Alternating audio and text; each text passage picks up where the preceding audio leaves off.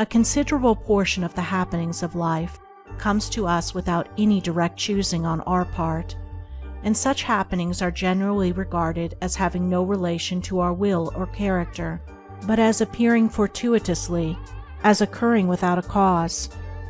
Thus one is spoken of as being lucky and another unlucky, the inference being that each has received something which he never earned, never caused. Deeper thought and a clearer insight into life convinces us, however, that nothing appears without a cause, that cause and effect are always related in perfect adjustment and harmony. That being so, every happening directly affecting us is intimately related to our own will and character, is indeed an effect justly related to a cause having its seat in our consciousness.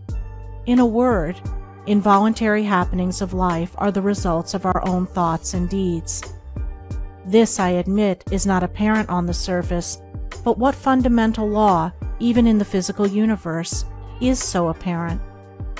If thought, investigation, and experiment are necessary to the discovery of the principles which relate one material atom to another, even so are they imperative to the perception and understanding of the mode of action which relate one mental condition to another.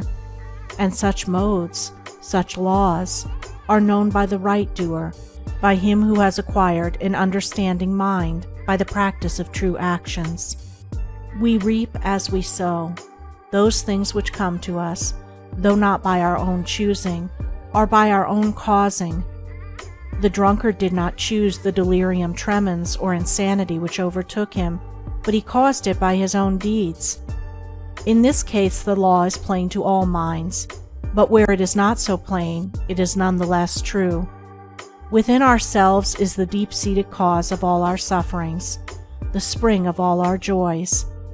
Alter the inner world of thoughts, and the other world of events will cease to bring you sorrow.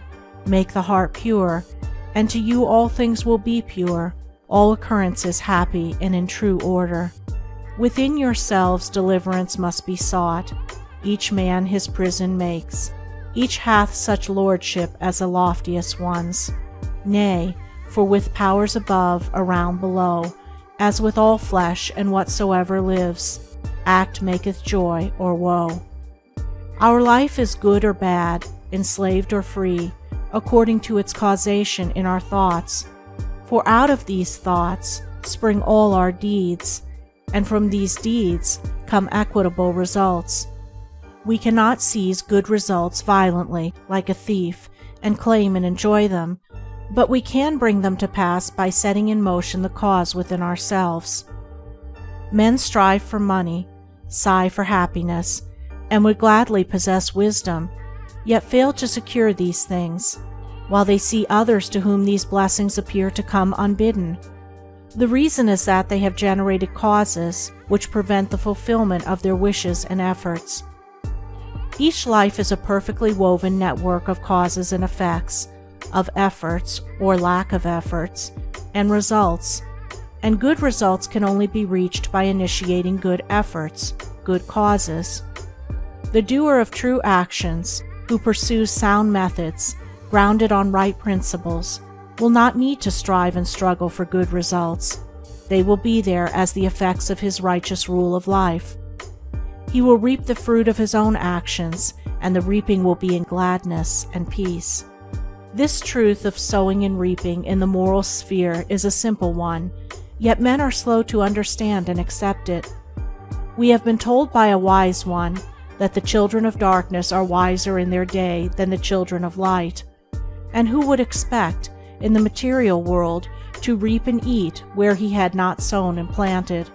Or who would expect to reap wheat in the field where he had sown tares, and would fall to weeping and complaining if he did not? Yet this is just what men do in the spiritual field of mind and deed. They do evil and expect to get from it good, and when the bitter harvesting comes in all its ripened fullness, they fall into despair and bemoan the hardness and injustice of their lot, usually attributing it to the evil deeds of others, refusing even to admit the possibility of its cause being hidden in themselves, in their own thoughts and deeds. The children of light, those who are searching for the fundamental principles of right living, with a view to making themselves into wise and happy beings, must train themselves to observe this law of cause and effect in thought, word, and deed, as implicitly and obediently as the gardener obeys the law of sowing and reaping. He does not even question the law.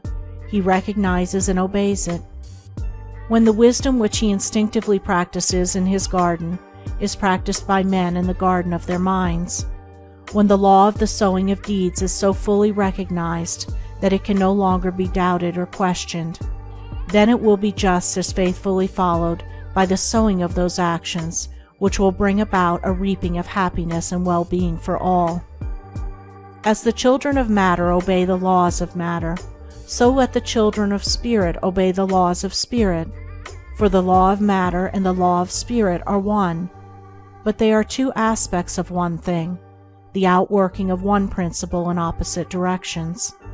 If we observe right principles or causes, wrong effects cannot possibly accrue. If we pursue sound methods, no shoddy thread can find its way into our web of life, no rotten brick enter into the building of our character to render it insecure. And if we do true actions, what but good results can come to pass? For to say that good causes can produce bad effects is to say that nettles can be reaped from a sowing of corn. He who orders his life along the moral lines thus briefly enunciated will attain to such a state of insight and equilibrium as to render him permanently happy and perennially glad. All his efforts will be seasonally planted. All the issues of his life will be good. And though he may not become a millionaire, as indeed he will have no desire to become such, he will acquire the gift of peace, and true success will wait upon him as its commanding master.